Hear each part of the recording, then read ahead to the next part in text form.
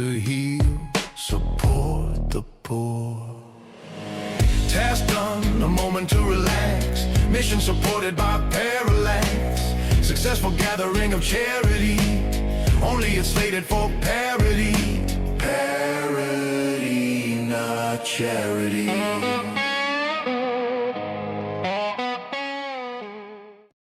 The intricate ways that Deity influenced events and brought Sebastiani's influence to the forefront of human affairs at just the right time will never be truly understood. What can be recorded and what is known defies description, logic, or understanding, and it is safe to say that the actual reach of Deity to influence those events is incomprehensible. The Impact of the Project, 2nd edition. Bo finished allocating the donated funds to shelters across half a dozen major cities. He paused at Thaddeus's Causeway. The one inexplicable aspect of his job over the last 6 years was how the company focused its financial emphasis on some charities while ignoring others. He shrugged and clicked his mouse, ensuring the funds transferred to Caraway. Perhaps next cycle he'd suggest the Causeway. He closed the laptop, stretched, and headed out for a walk around the building. He was in the passage, the 5th-floor walkover that connected the 2 high-rise buildings, when William, the executive in charge of charitable giving, walked toward him, accompanied by a middle-aged couple. "Good afternoon, William," he said. "Beauregard, I was just on my way to see you." William's smile spread wide and satisfied, the kind that caught the light and held it. Every tooth showed uniformly white, almost reflective. "What do you need me to do?" Bo asked, relieved to be caught between tasks. William turned to the couple and said, "Delilah, Corman, this is Beauregard Montmorency, my assistant, the one I was telling you about. He's the one who seeks out charitable giving opportunities. I've never met anyone as good at their job as he is. Beauregard, this is Delilah and Corman Cointreau. They run the Caraway Foundation." While they shook hands, Bo was grateful that his expression had always been called inscrutable. Something about the couple unsettled him. The man was perhaps 10 years older than Bo, with the kind of good looks that felt purchased rather than innate. His wife was petite and perfectly pleasant, her smile fixed a fraction too long, her eyes giving away nothing of what lay behind them. Bo felt the disconnect immediately, the practiced warmth, the absence beneath it. Whatever they were presenting to the world was not what moved them. "I saw that you finished the task that I set you," William said, clapping him on the back. "Come with us. We're going to catch a meal at Chester's." The next hour passed in a strange sort of blur for Bo. He focused on being attentive and congenial. William frequently lauded his devotion to duty and his ability to bring in the large donations from multiple corporations. By the end of lunch, Bo knew what he would do when he got back to his office. "What are you working on now?" William asked. Bo relaxed into the answer, laying out what he had finished and what was already in motion. "I have an appointment tomorrow morning with Michael Othello. Over the last 2 weeks, I've been working with Rafferty Callerill to secure funding from his uncle. He's pledged a percentage of the income from his Northern Africa energy corporations to Caraway." He kept his tone easy, practiced, as though this was simply the next logical step in a very full schedule. "And Othello?" "We're working on a giving campaign through his executive level." He lied. "There are a number of tax loopholes that can be exploited to make sure that his executives can focus on giving to causes they think are worthy, so Othello is considering a matching campaign." One of Bo's least critical skills was the ability to lie convincingly. He needed to convince William that his plans for the next day would be lucrative for Caraway. The vibes he was getting from Corman Cointreau were increasingly those of the hyena planning on closing in for the kill. He recognized in the man sitting across from him the same skill he possessed, a sense about the motives of the people around them. Corman was seeing Bo as an asset better liquidated. The gleam of avarice in the eyes of all three was his reward. It was difficult to obtain even an appointment with the elusive billionaire. One where he was considering opening his wallet was even harder. A matching campaign was the ultimate prize, and once Othello decided a cause was worthy, his known largesse made Bo's lie believable. Back in his office, Bo logged into his computer automatically, leaning forward for the retina scan without even thinking. His thoughts turned inward, reviewing the last 6 years at Parallax Intrinsics. He had been conned. He had been working to put money in the pocket of a company that was not everything it seemed. His fingers moved across the keys. It did not take long to confirm what he had begun to suspect. Parallax Intrinsics and Caraway were both arms of the Parity Collective. He felt a sinking sense of disgust in his gut. He wondered if Caloril knew, and was part of the conspiracy of silence that surrounded Bo. For the years he applied his expertise unwittingly serving Parity. Before he could more than wonder, his watchdog app started to ping. Someone knew he was snooping. He had set off some kind of alarm. Rapidly, he powered down his computer, disconnecting it from the network. Within 5 minutes, he was leaving the building, feeling empty and aimless. He went to the train station and bought a random ticket on one of the commuter trains. He was not sure what he was going to do, but he needed time to think. For the first half an hour, he watched the passing scenery without taking anything in. When the train began to slow down for the next commuter stop, passengers in the vicinity started to prepare to disembark. Bo, A voice exclaimed. One of the commuters pushed through the press of individuals trying to get off the train. Bo blinked and turned toward the sound. The man was already smiling, already reaching for him. Keen. what is disturbing you? Keen asked. He did not wait for an answer. His hand landed on Bo's shoulder, firm and familiar. Come on, buddy. We will stop at my flat. The walk to Keen's apartment from the train station was, predictably, only 5 minutes. Once they were in the apartment, Keen uncorked a bottle of wine and poured 2 glasses, handing one to Bo. I know that you would probably prefer something stronger to drink. Keen said, his tone gentle. Unfortunately, this is all I have. Tell me, what is going on? He settled into the chair across from Bo, his gaze steady and expectant. Bo recounted the events of the early afternoon, his voice a low murmur that barely disturbed the quiet of the room. When he finished, the 2 friends sat in silence, the unspoken weight of Bo's discoveries hanging between them. Finally, Keen rose. I have somewhere I must be, he said, his hand briefly touching Bo's shoulder. Make yourself at home. I will be back before midnight. Thanks, man. I'm grateful. Glumly, Bo realized he could not return to his apartment. The look on Corman Cointro's face was indelibly etched in his memory. Corman did not believe that he, Bo, was a risk worth taking. Once Keen left, Bo used his friend's computer to do some additional research. He was not sure he would be able to use his own. He had created some of the watchdog apps that would now be used against him, and they had ways of creating digital cognizance tracers. If his app was working properly, his computer might paint a target on any map. Until he was able to set up a special dead zone that nullified wireless communication, he could not afford to power his computer on. Everything he discovered, now that he had some of the critical keywords, was nauseating in all the implications. When he turned off his friend's computer, he knew he had to make some tough choices. Lists on paper with borrowed ink. Leave at once, don't stop to think. He saw a notepad on his friend's desk and pulled it close. Taking one of Keen's pens, he drew a line down the center of the page. On one side he wrote, "Off the grid," and on the other, "Contact Galaxy Group." A horizontal line halfway down created pro and con sections beneath each heading. When Keen returned, they would go over the options and see what else Keen might suggest. He was still staring at the page, unsure where to begin, when the doorbell rang. Without thinking, he opened the door. Even as it swung wide, the realization hit he was being reckless. What if Parity had tracked him down? Nobody was at the door. On the doorstep sat 2 familiar neon green suitcases, the same ones he had last seen in his entryway closet. A large manila envelope was taped to the nearest case, his full name written across it in bold ink, Beauregard Excalibur Montmorency. He glanced up and down the short hallway. No one was there. After a moment, he pulled the suitcases inside, closed the door, and removed the envelope. When he opened it, several items slid out: his passport, a handful of sealed envelopes, and a single letter written on thick parchment.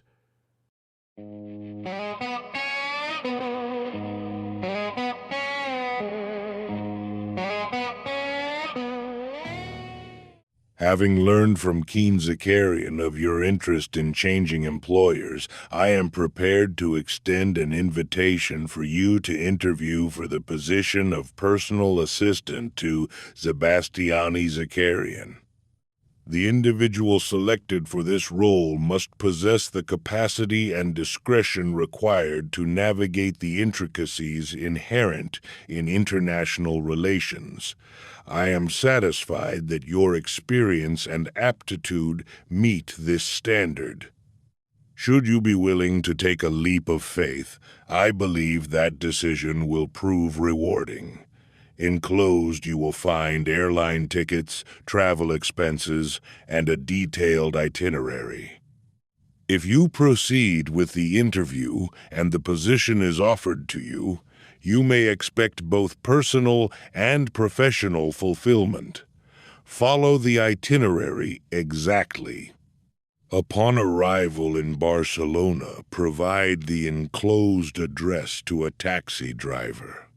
The envelope includes the appropriate fare and an acceptable gratuity. If the position does not move forward, return airfare will be provided. On the assumption that you will choose to pursue this opportunity, an airport shuttle will arrive at Keen's address at precisely 11:47 p.m. He would be crazy to fly to Spain on the strength of an anonymous letter. The tickets were first class. If someone was misleading him, they had gone to considerable effort. By the time he cleared customs at the airport in Barcelona, Beau's sense of time had collapsed into something useless. It felt as though he had arrived only hours after leaving, yet he knew he had lost an entire day somewhere over the Atlantic.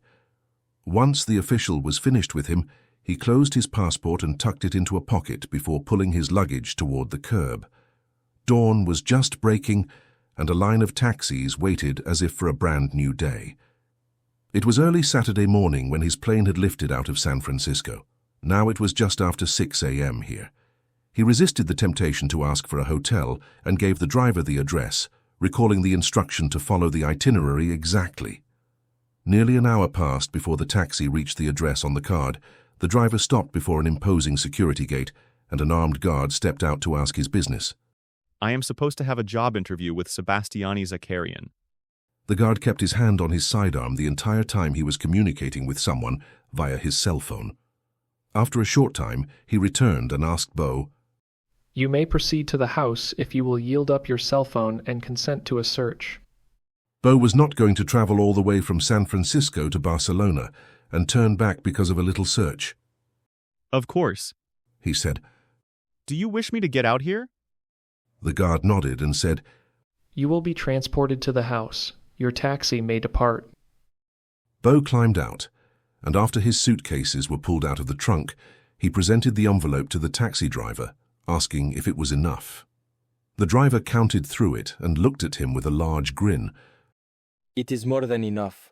You wish change?" No, keep the change, He said. Once the taxi driver left, the stoic guard said, Cell phone, camera, computer, other electronic devices. Beau picked up his computer carrying case and handed it to the security guard. These are all of my electronic devices. He had opted to permanently disable his cell phone since it was issued to him by Parallax. A couple of items from one of the ubiquitous airport shops had been enough to give his cell phone what amounted to an acid bath. It would not be fast-acting, but it would be thorough. The guard took his computer bag and then looked at his luggage. Will you object if we search all of your luggage? No, go for it. They would not find anything of interest. One suitcase held photographs and a few items he would have hated to lose. The other contained 3 outfits and his toiletries. A golf cart sped to a halt on the other side of the gate. The guard gestured him through a door-sized, smaller gate. Once on the other side, the person who had driven the golf cart patted him down and ran a detection wand over his body. Everything from his pockets was emptied into a zippered bag. When he was waved towards the golf cart, Beau said, The contents of the manila envelope are critical to my meeting with Mr. Zakarian. The guard nodded and said, Mr. Zakarian is not within the residence at the moment. He will be here sometime soon. In the meantime, We will be searching and analyzing everything you brought with you. You will have everything but your electronics back by the time you meet with him. Southern light, a foreign name, one way out, a different game. Task done, a moment to relax. Mission supported by parallax. Successful gathering a charity. Only it's slated for parody. Parody, not charity. A gilded design, wondering if the mirror reflects someone right. In the wide, wide, wider world we're on, against lying charlatans that charm. The likes of parallax, and yes, that parody, not charity, cushioned by security.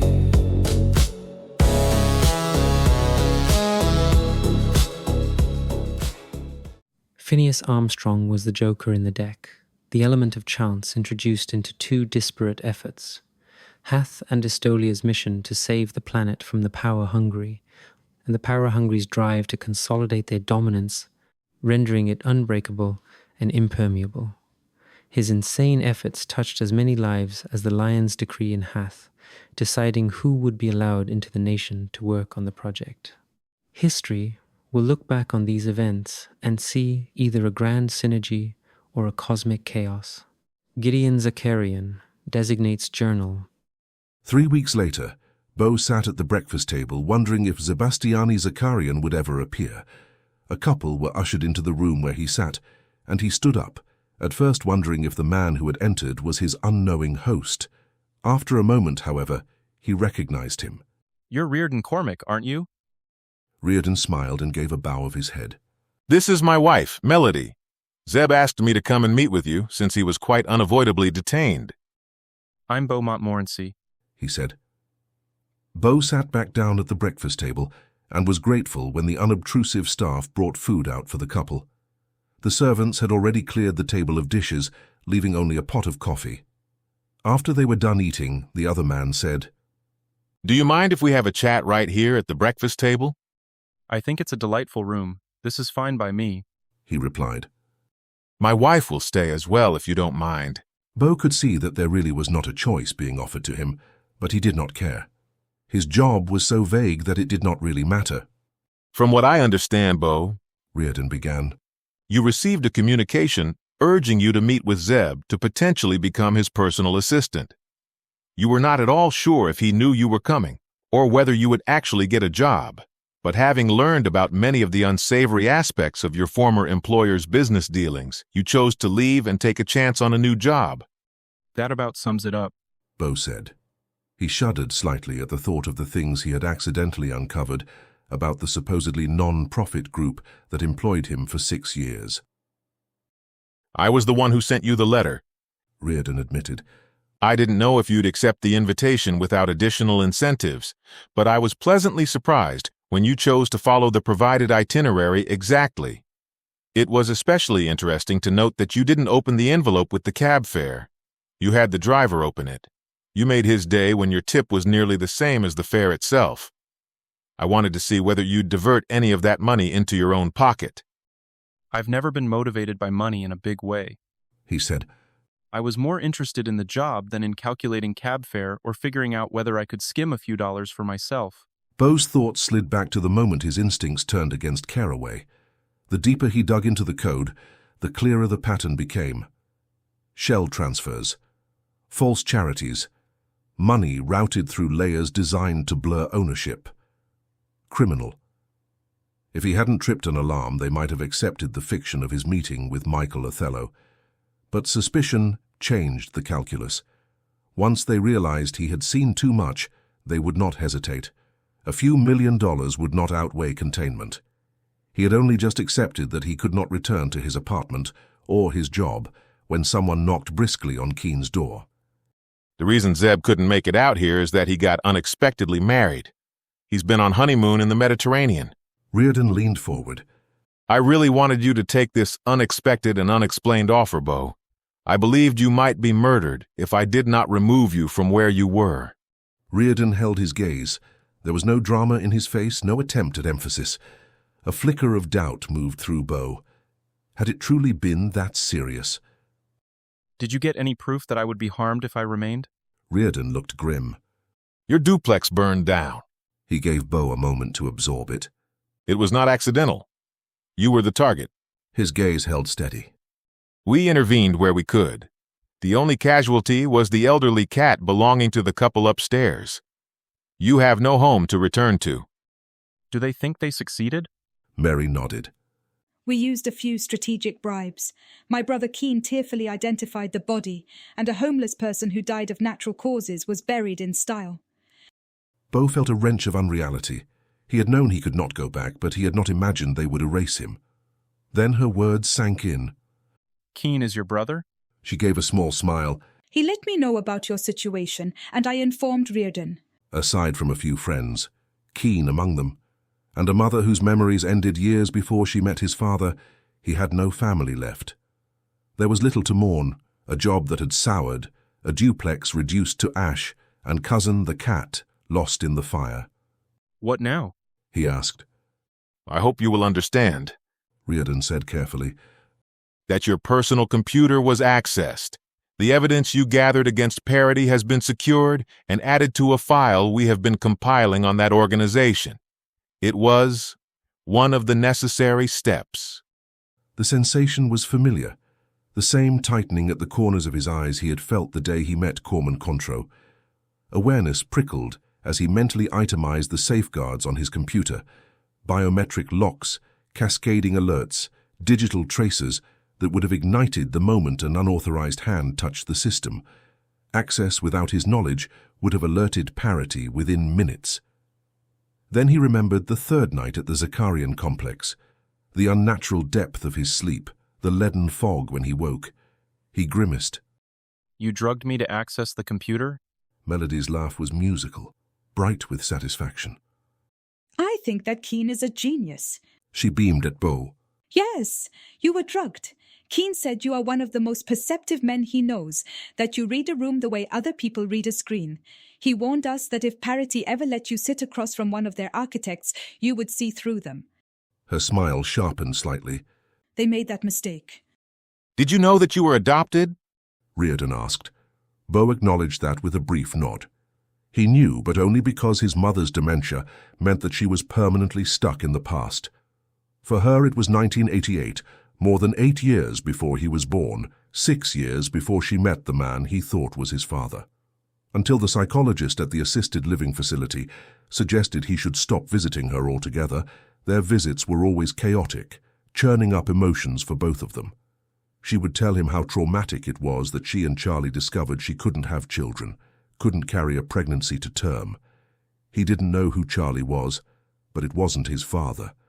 The trauma of Charlie leaving her for some other woman, or as she liked to put it, for some broodmare willing to pop out babies for him, was the only thing she could talk about, the greatest tragedy of her life.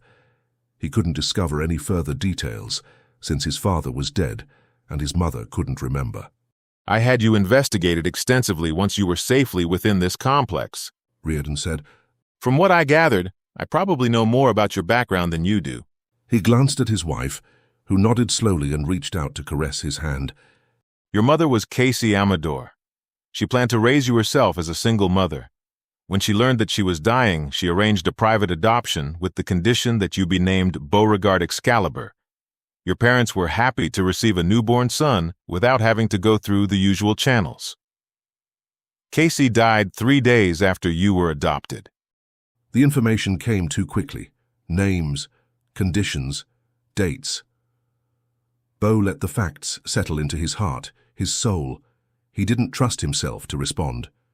His birth mother, Casey Amador, wanted him, meant to keep him. She chose his name, insisted on it. His father. He looked up and found something unreadable in Reardon's eyes. Casey never recorded who the father of her child was. It's likely that he died shortly after you were conceived. You will be 30 next month? Melody asked. Bo nodded. In 10 days. He said. The Amador family originally comes from the island nation of Estolia. Reardon said. Sebastiani Zakarian is Estolian. He makes his home here, outside Barcelona. From what I understand, he may be embarking on a 5-year project in the Middle East, and he will need an assistant while he is working on the project. It will take a few months to set it up. When I spoke with him, he agreed that the best course for you would be to travel to Estolia for 2 or 3 months. It will accomplish several things at once. You will remain beneath the radar. You will become acquainted with your ancestral home and meet cousins and more distant relatives. And I believe it would serve you well to change your name legally to Beau Amador. It will help keep you hidden from parody, and it is something your birth mother would have liked. What else will it accomplish? Beau had the sense the primary reason for his travelling to Estolia had not yet been named. If you are going to be an associate of Zeb Zakarian, it is critical that you understand him. Melody said.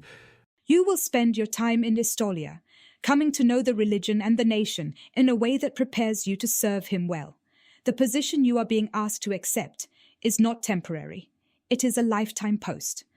Beau frowned. I do still wish to find a wife at some point.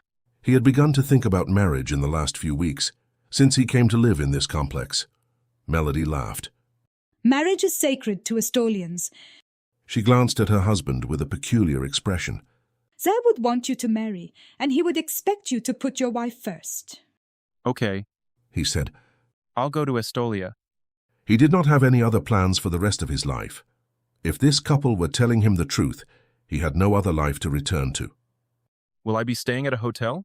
He couldn't use any of his credit cards if he was considered dead. There are no hotels in Estolia, Reardon said. You'll be Zeb's guest. He isn't there at present, so you'll stay in the palace.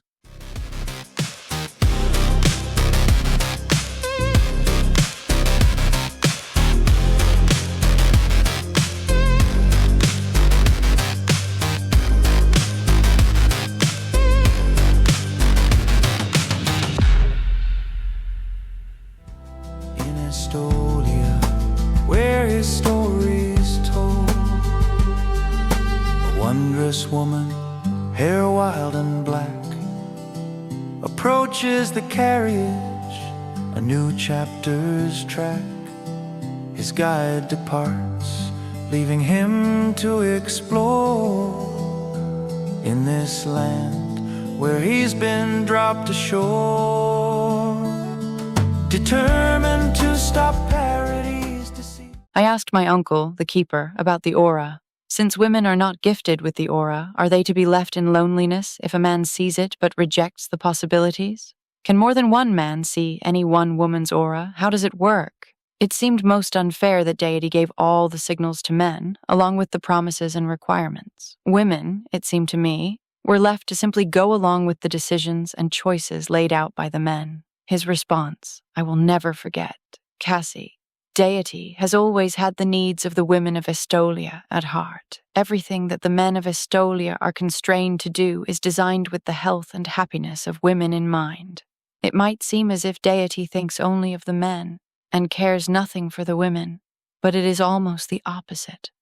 Deity cares equally for the sons and daughters of Estolia, but everything within our faith is designed to bring the greatest happiness to the couple, through bringing stability and commitment to the men. Ensayo of Cassiopeia Luc Dumaine. They flew out to Estolia the next day. During the flight, Melody explained, My brother turns 30 around the same time you do. She grinned. He is returning to Estolia to spend a couple of weeks there. He is quite pleased that he was able to help you to overcome the obstacles in your life. Keen told me he was not going to date any woman until he found the woman to marry. The woman to, as he liked to put it, keep his soul safe. She smiled at that. My father felt as if it was a double standard for Estolian men to expect their wives to be virgin, but to not themselves be virginal. He and my uncle opted to forsake meaningless physical relationships and focus only on experiencing intimacy with the one woman who would keep their soul. My brother Keen decided at a young age that he would follow their example. Beau found it strange to hear a woman, even in the 21st century, talk so openly about her brother's, uncle's and father's virginity. Perhaps sensing his curiosity, she added, In Estolia, Virginity is not a taboo subject. People often discuss purity of body and of soul. Keeping a body pure, unsullied by momentary lust, is a primary tenet of our faith for young women. I was raised believing it was important that only the most profound link should spur the intention to give of one's body. I'm very grateful for my upbringing. It brought me to Reardon at the right time in my life. She smiled at her husband.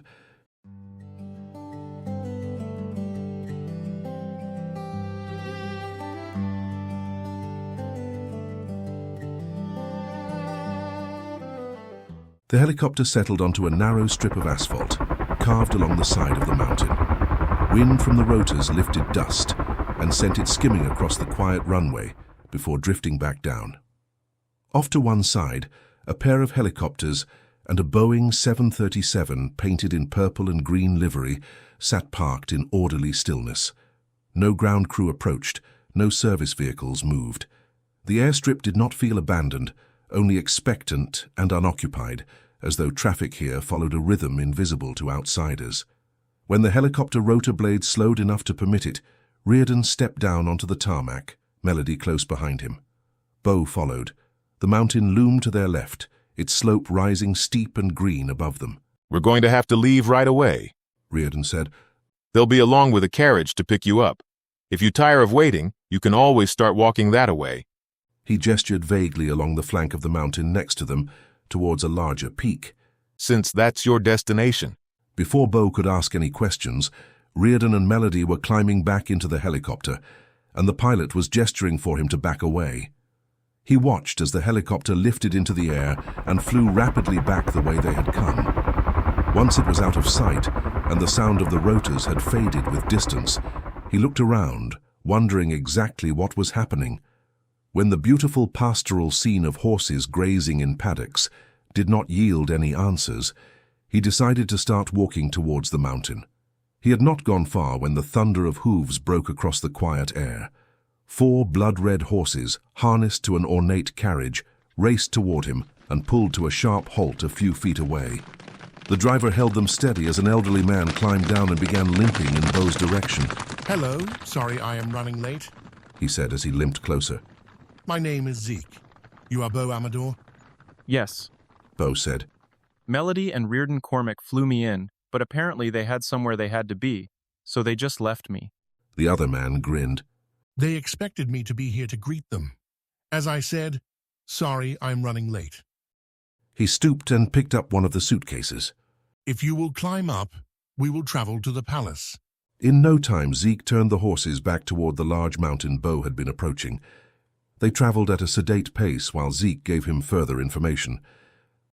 "As I understand it, you are related to the Amador family, one of our most common names, and have a number of cousins here in Estolia. You are to remain with us for a short time, while Reardon ensures that your path beyond Estolia is smoothed. We will be quite pleased to share your heritage with you."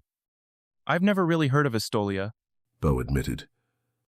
Very few people have. The Google entry is minimal, and Google Earth offers only distant satellite images, where the island appears small and is labeled Pequeño. We prefer it that way. Though the name suggests something insignificant, the island is nearly the size of Mallorca. What exactly will happen while I am here? He asked. Zeke studied him, the look sharp enough to still the air between them. His eyes narrowed slightly. I doubt you would believe me if I told you everything that will take place while you are here. Suffice it to say that we will spend the next several weeks helping you to find yourself amidst all of the noise that our world generates. Bo relaxed. His people sensed the instinct Reardon had praised, told him this man meant him no harm. My young cousin tells me that you are one of the best men he knows. He was not at all surprised to discover that you were an Amador. Your cousin? Keen, the older man said. Melody's youngest brother. Before he could respond, the cadence of hooves echoed off the mountainside beside them and the higher peak ahead. A night-dark horse raced toward them, a woman with matching hair bent low over its neck. She did not rein in until the last possible moment. Zeke drew the blood-red team to a halt. Bo watched her, arrested by the way she and the horse seemed to be at one with each other. He sensed that she had as much energy and spirit as the animal. Father. Her voice cut clean through the mountain air. What is it, Emerald? He asked. Rhea is in labor. She rode straight to the lead carriage horse, closed her hand firmly around the head collar, and tossed her disheveled hair back over her shoulder. She and Zara would like you to be there. An unexpected journey fades to creep. In an unknown land, his path unfolds. Dropped in Estolia, where his new life takes hold.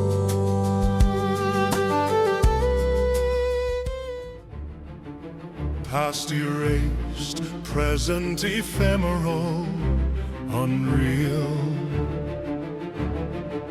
Questions linger, a path unclear. But the substance of the day lingers like a veil. Emerald array, a siren untamed, riding astride like a tempest, a tidal wave, blasting through self-perceptions, refrain desires, beauty untamed, the world reshaped. For the average young man in California, it was expected that he would experiment with sex many times from the onset of puberty until he met his mate, and often it was tacitly expected that a man was likely to seek sexual gratification outside his marital relationship. At least a couple of times. In addition, the young man might find himself socially ostracized if he lived at home with his parents until he was 30 years old. The deference shown to parents and religious leaders was also something outside the generalized norms of so-called modern society. When the houses on Cubby Lane were remodeled and modernized, one element I tried to include in each structure was a self-contained suite of rooms, along with a mini kitchen that, if desired, could provide an adult child the independence they might crave in the alien social climate so common outside of Estolia, and yet allow them to remain within the bosom of their family during those most difficult years between their education and the time they married. Gideon Zakarian, Designate's Journal. Bo heard an approaching helicopter. He watched with mild curiosity as Zeke climbed out of the carriage and half jogged toward the aircraft as it settled onto the grass. For the second time that morning, a helicopter lifted swiftly away, leaving him behind once again. Once it disappeared beyond the ridge, the young woman left the head of the horses and rode around to the side of the vehicle. She said, Hi there. My name is Emerald. She stared at the mountain behind which the helicopter had disappeared, her expression thoughtful and unconcerned. Dismounting, she tied the bridle to the rail and climbed inside. My cousin will be fine, but she wanted my dad to be there. I'm Bo Amador, he said. She stilled, a flicker of surprise crossing her face as she spoke to him in a foreign language. Estolia, أنت لا? When he did not answer, she shifted back to English. You are not Estolian? He shrugged. I was adopted. My birth mother was Estolian. You are moving here to Estolia. I'm supposed to be the personal assistant to Sebastiani Zakarian in a few months. In the interim, I'm to learn as much about him, his faith, and his nation as is possible. She gathered up the reins and urged the horses into a slow pace. Your current family are okay with your coming here to Estolia? My adopted mother does not remember me. Bo kept his tone even. I upset her. The healthcare workers suggested it was better if I didn't visit. She went very still. You do not visit her because it makes you uncomfortable? Her voice was sharp. He turned in his seat to face her. No, that's not what I said. He held her gaze. I would have continued going. I wanted to. But every time I did, she became hysterical. Her memory has fixed itself in 1988, the year she learned she couldn't conceive, and the man she loved left her for someone who could. When she sees me, she cannot reconcile that grief with the fact that she later married and adopted a son. My presence disrupts the only version of her life she can bear to remember. The doctors told me that visiting her would only make her decline faster. I was asked to stay away for her sake. I cannot imagine my family forgetting me, she said quietly. nor can I comprehend being told to sever such a tie. I've been told that I have cousins here in Estolia, and that I'll have the chance to get to know them. She pulled the horses to a sudden halt. Looping the reins carefully around a brass knob, she turned to face him fully. There was nothing casual in the movement. Bo, distracted as ever by how vibrant she was, did not immediately register the change in her expression. How old are you, Beau Amador? She demanded. I'll be 30 in 8 days. He said. He frowned, a flicker of thought crossing his face before he added slowly, I think. I'm not sure, actually. It just occurred to me that what I always thought of as my birthday might not really be my birthday. She stared at him in silence for several minutes. He shifted uncomfortably under her scrutiny. While she stared at him, he looked at her, taking in her appearance more closely. Her hair was a riot of black curls, thick, long, and wild, like the mane on the black horse she was riding earlier. Her large, very dark brown eyes, resembling the horse's, were extremely attractive, like liquid fire distilled and camouflaged. Finely arched brows emphasized their size. Her chin was firm, the line of it clean and unapologetic. It spoke of resolute stubbornness, of a tenacity that would not bend simply because someone expected it to. She had creamy skin, and the sight of it stirred a restless curiosity in him, an urge to learn with his own touch, whether it was as smooth and soft as it looked. When she dismounted from her horse, he'd noted how tall she was. At nearly 6'6", he had always felt awkward and overly aware of his own height. Relatively slender, all angles and awkwardness. He lacked both the coordination and the desire to turn that height into something useful, like basketball, baseball, or football. The thought of her vibrant presence, with the height to match his own, blasted through him, and his response was just as swift. He lowered his gaze from the flame of her eyes, taking in the fullness of her lips, her broad, shapely shoulders, her small but perfectly formed breasts. At that he had to close his eyes. The after-image of her extraordinary beauty felt like it was burned onto his retinas. You do realize why you have been sent to Estolia, do you not? He opened his eyes, dragging his thoughts from the curve of her mouth back to the meaning of her words. I assumed there was some unspoken purpose behind my being brought here, he said slowly. He gave a short, uncertain laugh. I don't know what they hope to accomplish. If it's matchmaking, I can only hope they intend for me to be interested in you. He could not believe he had said it. The words were reckless, entirely out of character, and undeniably true. She looked at him as if his assessment was flawed, as if he'd overlooked a fundamental variable in the equation. Why would you hope this? She asked him. He looked at her again, deliberately this time, taking in her face the long lines of her body, the height that nearly matched his own. I don't know you, Emerald, and I'm aware that the person that you are matters more than how you look. But... He paused, because the evidence in front of him made denial pointless. But you're quite the most attractive woman I've ever met. I know it's shallow to focus on your beauty over your personality, but I guess I'm shallow. He knew instantly he had confused her. She looked at him as though he had spoken in a language she did not recognize, her own unexpected vulnerability showing. After a second, she looked away and said, Did my father tell you to? She stopped, shaking her head, as if the question itself was impossible to form. In some way he had unsettled her. He reached for her hand. When his fingers closed over hers, the contact hit him with a sharp, electrical jolt that made his pulse stumble. She met his gaze, her breathing uneven. Emerald, I don't know what your father could have said to me. All I know is that I've never been attracted to any woman the way I am to you. The urge to pull her into his arms and kiss her, claim her, rose with a force that startled him. His breathing fell into the same unsteady rhythm as hers. She lifted her gaze to the mountain beside them, something calculating settling behind her eyes. Bo registered the shift, a subtle hardening of her expression, a narrowing of focus that told him she was processing, strategizing. Then she made her decision. She pulled a cell phone from her pocket and dialed. When the person on the other end answered, she switched it to speaker. Melody, when is Beau's birthday? A short silence followed that blunt question. Beau frowned slightly, still unsure why his birthday mattered so much. The answer, when it came, was Reardon's voice instead of Melody's. "You're there, Beau?" Yes, I'm here. He frowned faintly, still unsure why his birthday mattered so much. "Your mother intended to keep you. She only let you go once she knew she was dying." Reardon paused before continuing more quietly. "Your adoptive parents chose to mark your birthday as the day they adopted you." Enough, Reardon. Tell me the truth. When precisely was Beau born? Emerald interrupted. Another silence. Finally, Reardon said, "Beau is 30. Today." Is Rhea even in labor? She asked. Melody's delighted squeal burst through the speaker. Oh, I am so glad.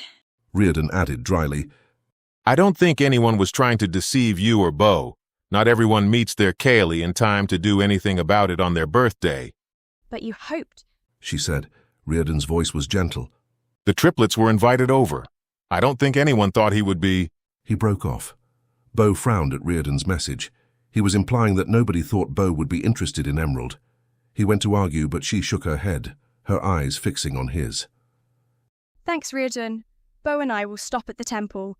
He remained confused as she urged the horses into a fast canter and came to a halt next to a massively grand entrance, clearly leading to a subterranean structure of some kind.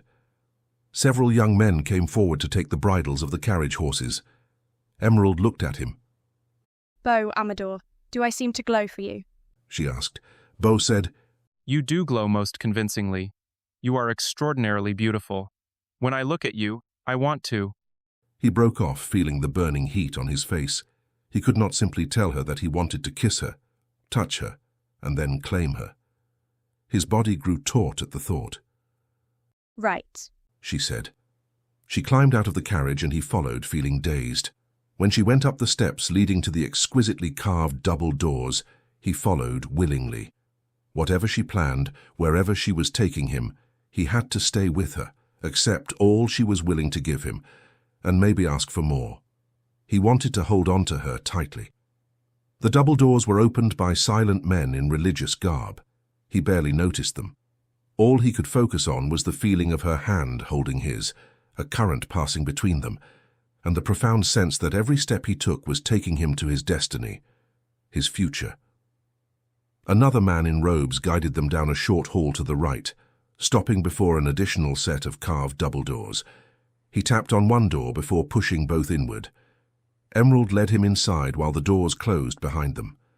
Carved stone walls rose smooth and seamless, every surface precise, deliberate, permanent. Against that solidity, scattered throughout the room, stood display cases both large and small.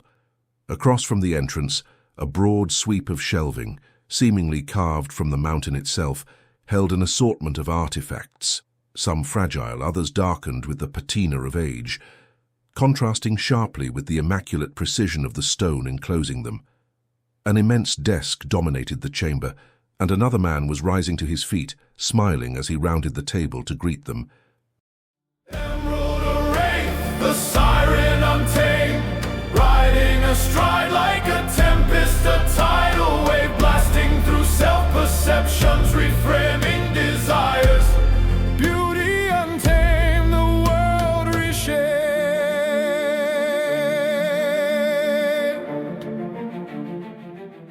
Beneath the haze, a 30th year, a turning key, a light no other eyes can see. Within their hearts, the aura guides. Love is what Deity provides. Her radiance, a gift bestowed.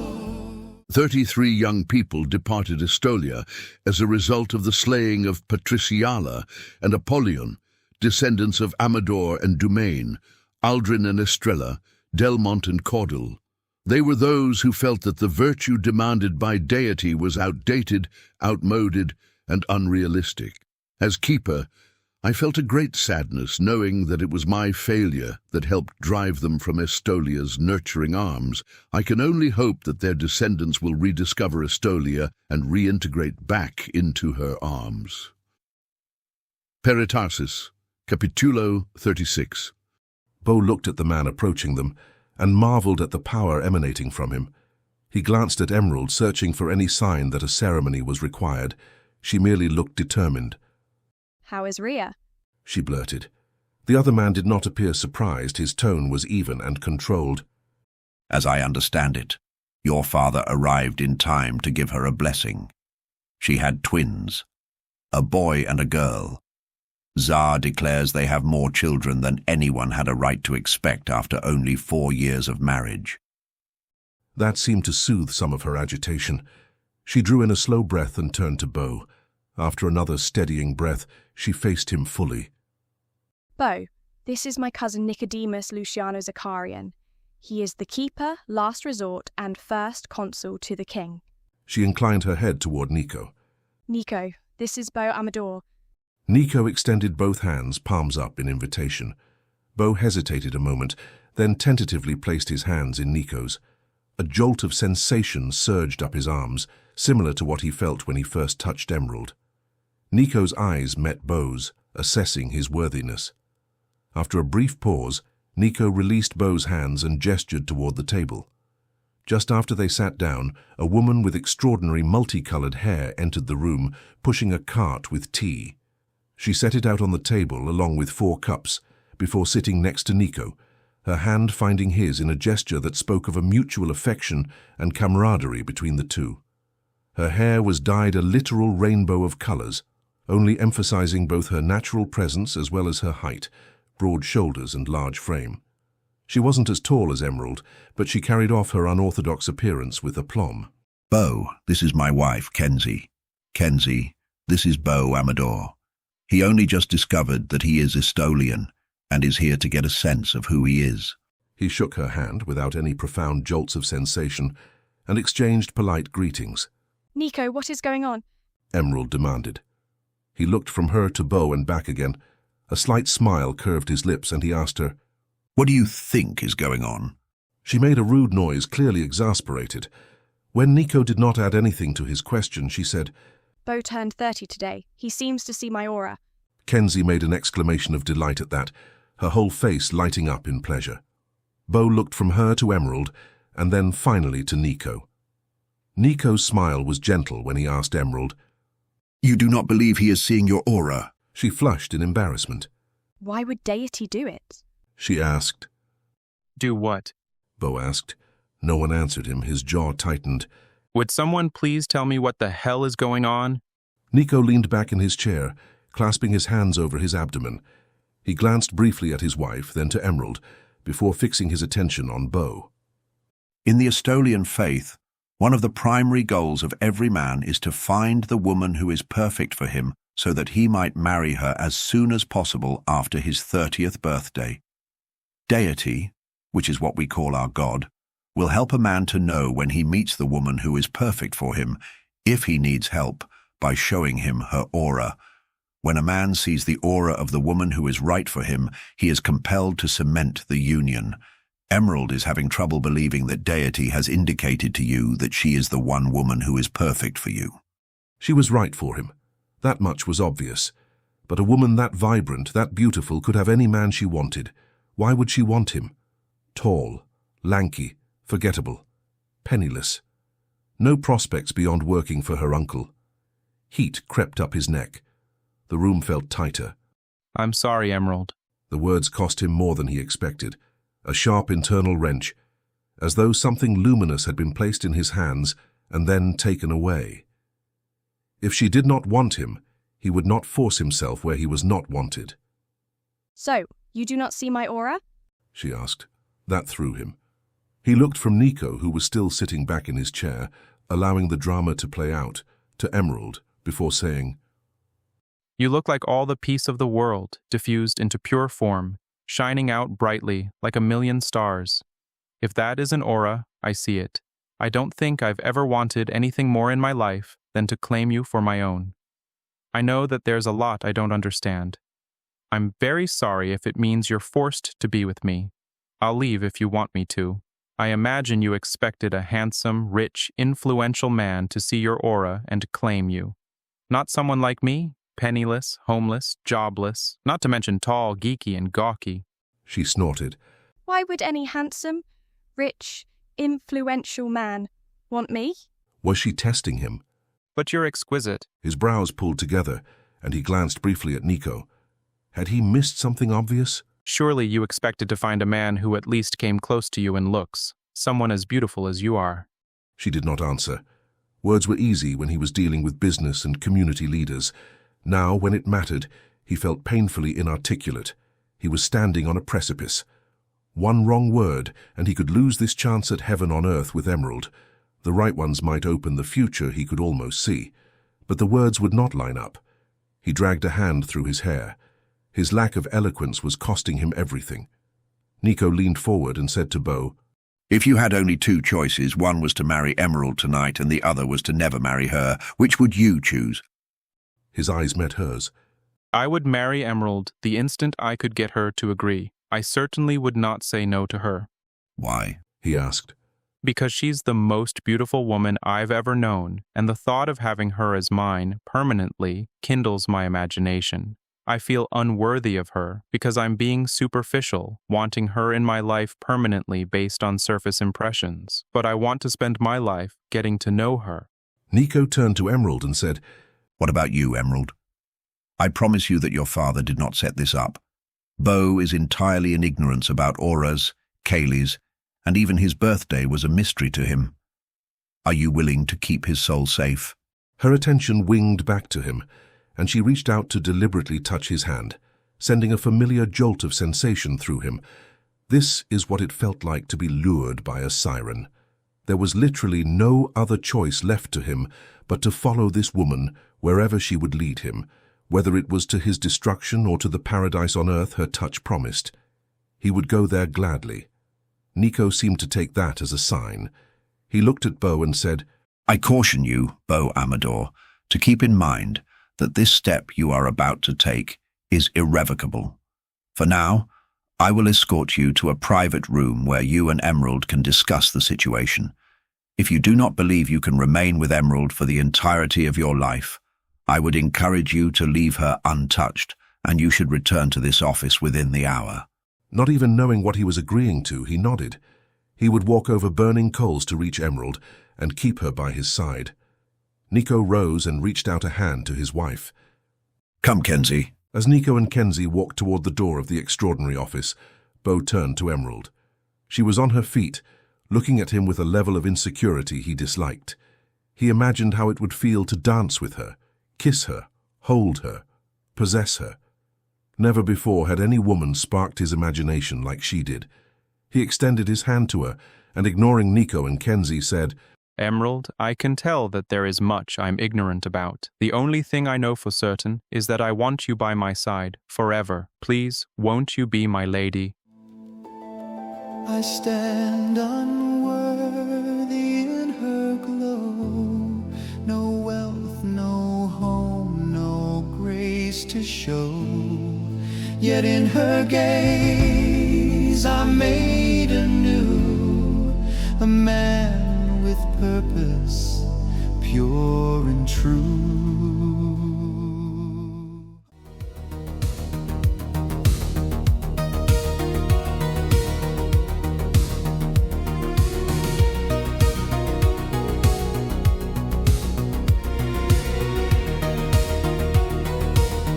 We crossed a quiet threshold line, your trembling fingers clasped in mine.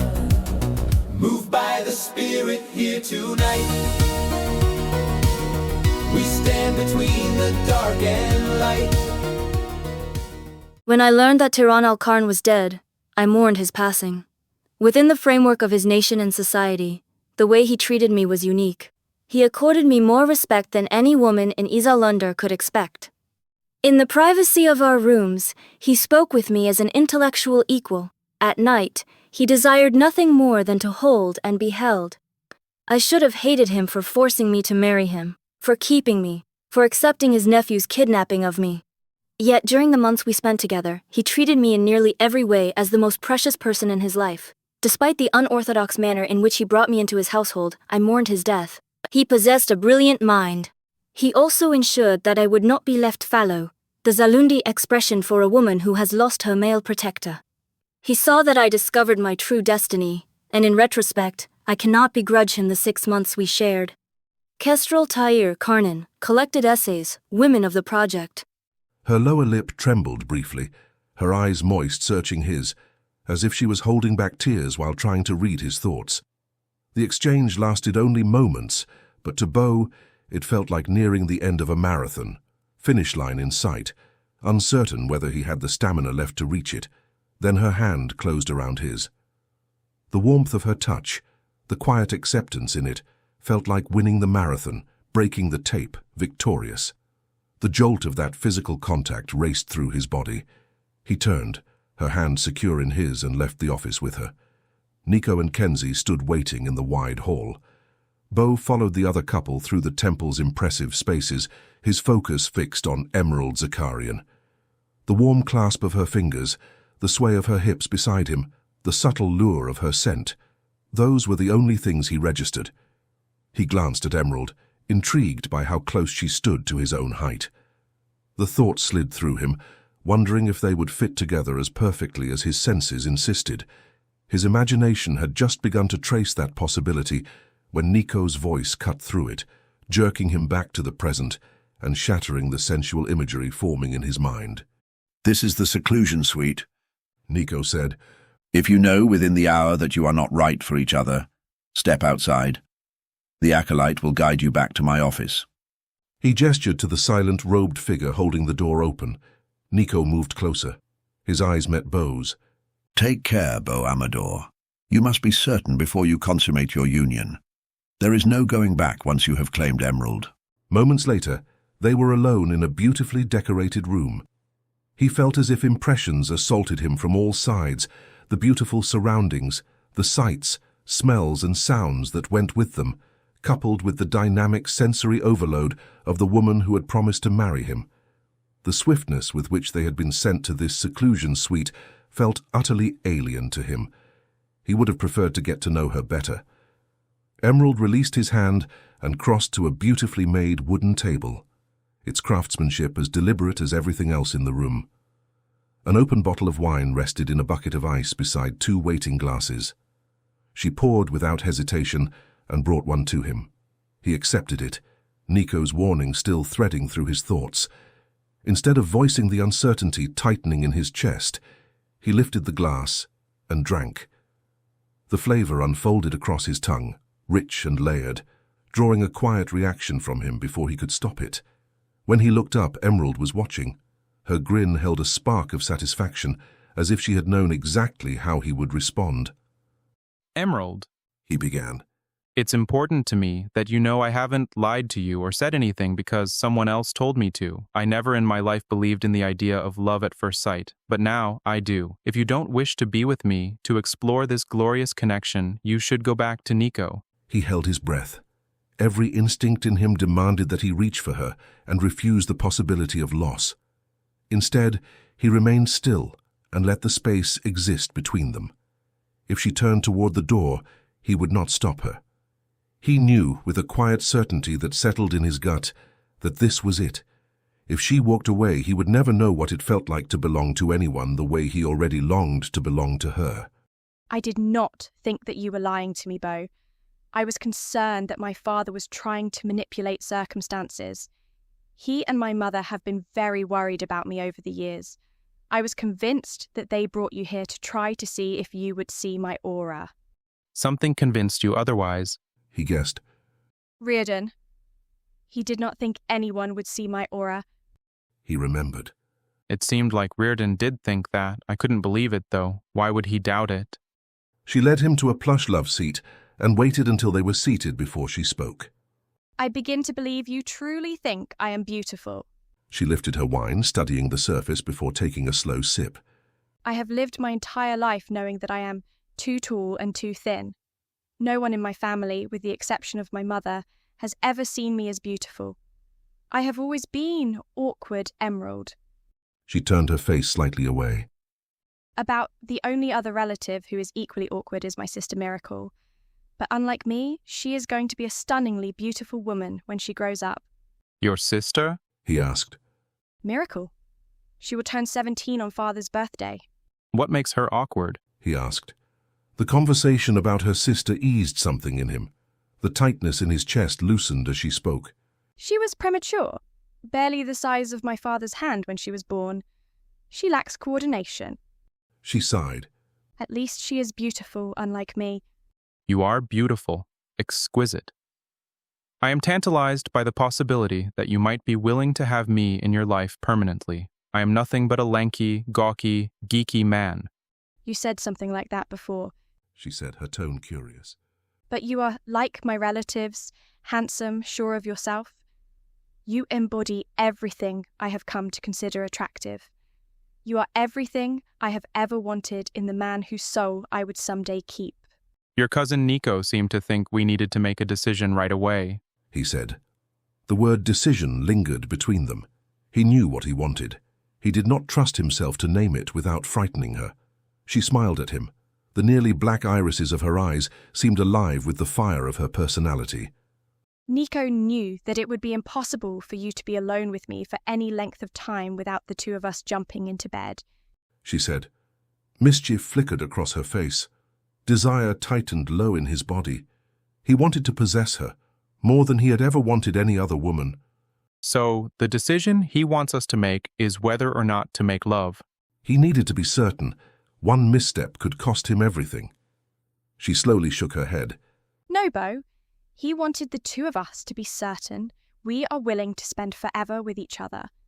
If we make love, we are committing to one another for all of this life, and after this life in Torrizon. Only then did he notice the luxurious bed set to one side of the room. He rose to his feet. Emerald rose with him. There is no way I'll ever reject you, Emerald. I want to bind myself to you indelibly. If you don't wish to be with me, you must tell me. He held his breath. If she left, it would break him. The small smile on her mouth revealed nothing. When she turned and walked away, despair dropped through him, flaring into heat as she moved toward the bed instead of the door leading out of the suite. He followed her as if pulled.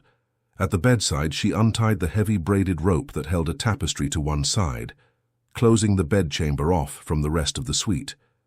In moments, another tapestry swished down, shutting out the slanting light of the afternoon sun pouring through a wall of windows he had not even noticed.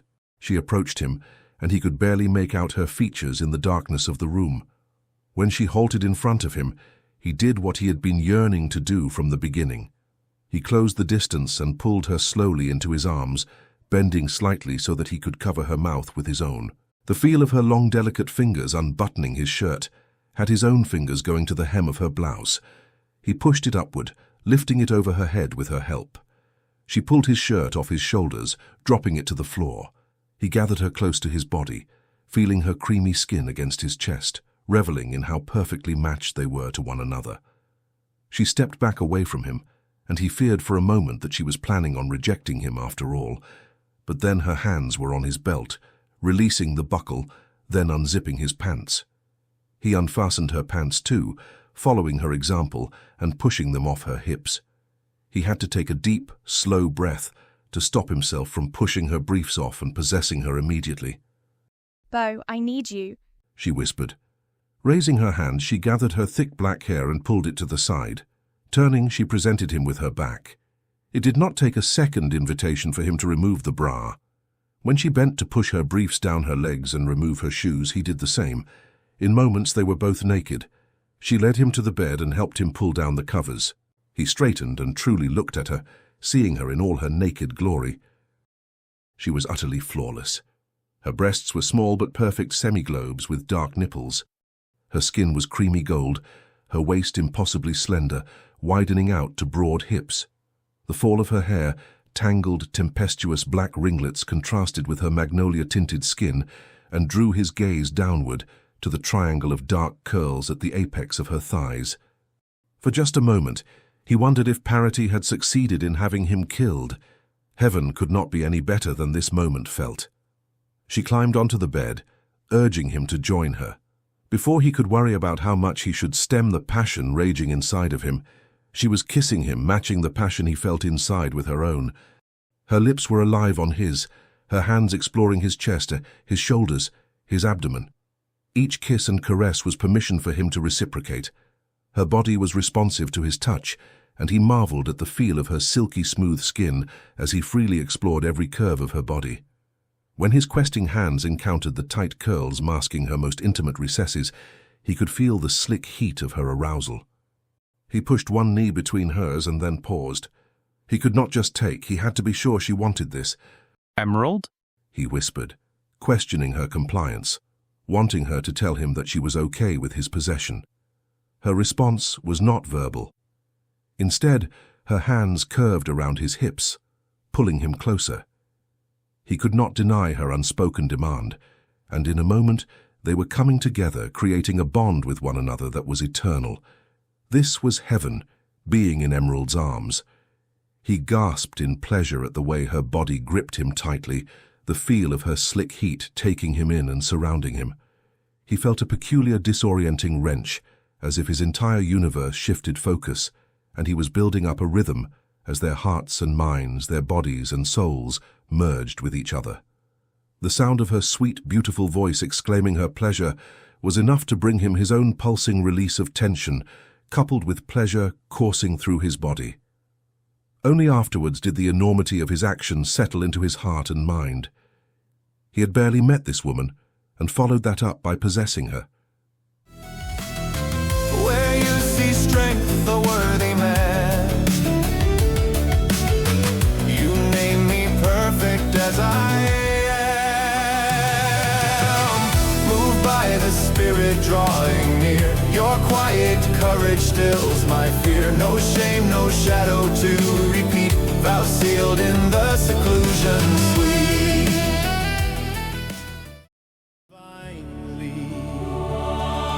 We mesh and meld together in perfect synchronicity, hip to hip, eye to eye, mouth to mouth, and sigh for sigh. Our love, Deity knows, aligns your every curve and every hollow with mine as equals. After I yielded up the role of keeper to Nico, I remembered a conversation I had with grandfather when I was only 11 years old. I asked him why Deity did not provide him with legs that could support his weight. I do not think I even gave him the chance to answer before I asked him another dozen questions as well. His response remains unforgettable. Young Ezekiel, why do you think you have so many questions filling your head? Your older brother Isaiah does not have them. I am certain he meant to push me toward the answer, but I felt triumph when I told him, because I am to be the keeper, I must always be curious. Grandfather nodded in that way he had of giving me approval, before adding, every question you receive, young man, you must write down in a question inscrito, and when you find the answer, you will write that in your answer inscrito. He pressed 2 leather-bound notebooks into my hands, each bearing my name on the cover, and I promised I would never forget. Now I find solace in answering those questions. Lazarus Ezekiel Zakarian, Capitulo 88. In the quiet aftermath of their lovemaking, he drank in the sensations surrounding him. He barely noticed the feel of the fine linens under him. Far more powerful was the slightly damp, silky skin against his own. The scent of her violet-based perfume mingled with the tangy aroma of their passionate coupling. His lips still tingled from the heated kisses they had exchanged. He remembered the sound of her pleasured cries, how they seemed to set up a harmonic resonance within him. He relived the feel of her body gripping him, the sense that she had no prior lovers, the acute pleasure of their mutual possession. I hope you meant what you said earlier, Beau Amador, she said softly, scattering his thoughts like chaff in the wind. Because there is no going back now. As I am yours, you are mine from now until the end of time. He pulled her up tightly against his body, feeling the press of her perfect breasts against his chest before saying, I want nothing more than to be with you now, tomorrow, and all the days of our life. He brushed the hair away from her eyes and looked at her closely, wondering what secrets she hid in her heart. She smiled into his eyes, sighing heavily. He hoped his perceptions were still giving him the answers he needed rather than what he wanted. To his heart he heard only contentment and happiness. He hoped it was true. I had no idea what would happen when I came here, he said softly. He brushed one thumb over her lips and searched her eyes. I hope you're okay with the arrangement. The smile that curved her lips and lit up her eyes warmed his heart. Once it was clear that you were sincere, and you meant everything you said to me, I wanted to claim you. A shadow darkened her eyes and she looked away. He caressed the curve of her cheek, bringing her attention back to him. What makes you so sad, Emerald? Her eyes searched his, as if wondering what he was thinking, just as he was wondering about her. My family are all so beautiful. I did not believe I could find love or acceptance. You said that before, he pointed out. I didn't come to Estolia to find love, or to find a spouse, or expecting anything, really. If I ever dreamed up the perfect woman, she would have been you. He paused as he remembered a writing assignment he completed for one of his college classes.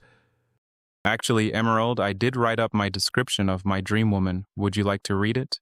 She nodded solemnly, her brow wrinkled. I don't have my cell phone or my computer to access the internet. If I could, I'd access Professor Endicott's website. She studied his face for a moment, then slipped from the bed and gathered their discarded clothes from the floor.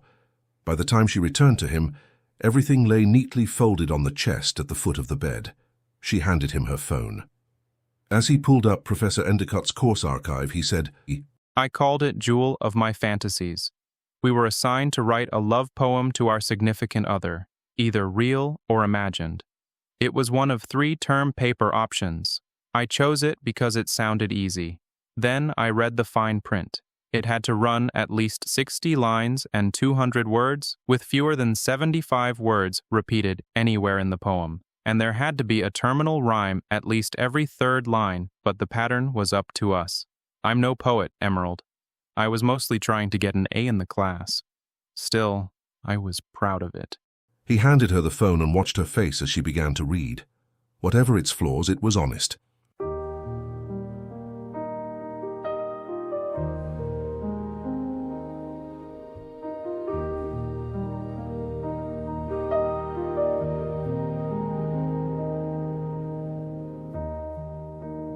Loving your caresses, I imagine you bright, beautiful, and bold.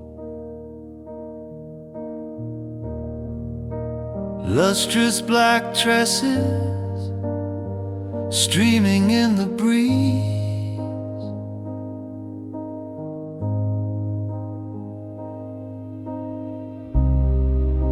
Your wondrous and willowy body and mind.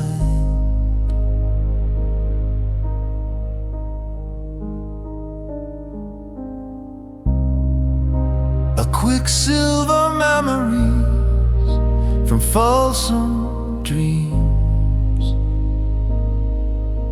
We mesh and meld, I find, in perfect synchronicity. Hip to hip,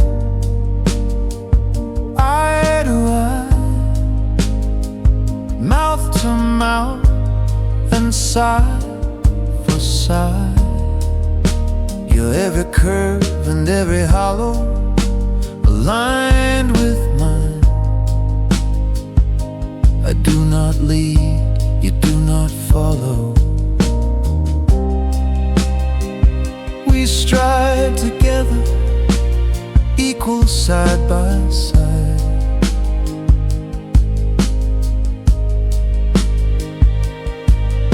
Your slender body, perfected and matched to mine. Every fantasy like magic minted. Our alliance by Deity dictated. Our love form, forever faded, fixed and fabricated from the textile of eternity.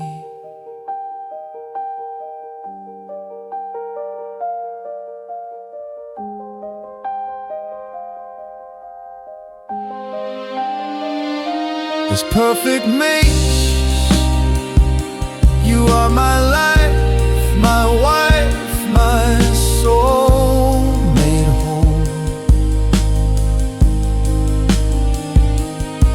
Without you, nothing proven, nothing certain.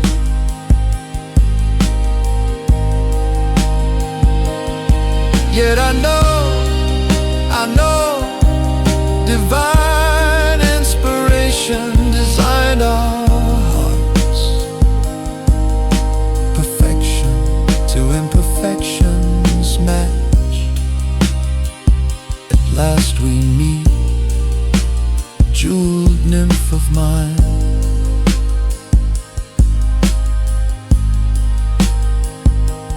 I am bemused, amazed, dazzled and dazed. How divine, how fine, you're mine. For the nights, for the day. How long will you stay? For an hour, a year, must I wait to see? Or are you mine for all eternity?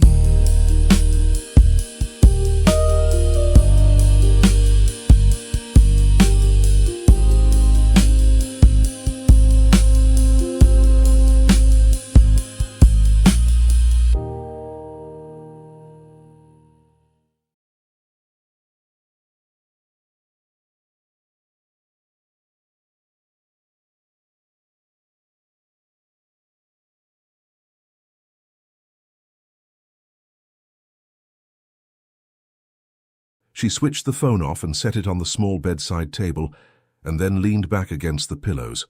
When he saw tears tracking down her face, he wondered if, instead of bringing her happiness, he brought her fear or misunderstanding. He could not stand it, and he reached for her, slowly pulling her into his arms when she did not object to his first touch. Once she was against him, she pressed closer, tucking her head beneath his chin and holding on to him. He stroked her hair and the length of her back, his hand moving in slow, steady passes. She eased back from his chest, just enough to look at him. Tears still clung to her lashes, but her breathing had steadied, and her dark eyes shone clear and bright. The sincerity and beauty of your poetry are what brought tears to my eyes. I can sense your feelings. Your soul whispers truth to my own. You truly think me beautiful, and I see in you the beauty you see in me. I keep your soul, Beau Amador. He pulled her closer and held her tight, absorbing the warmth and weight of her against him. Whatever the future held, he knew it held one certainty above all others. This woman, Emerald Amethyst Zakarian, the one true jewel of his fantasies. Our love forever faded, fixed and fabricated from the textile of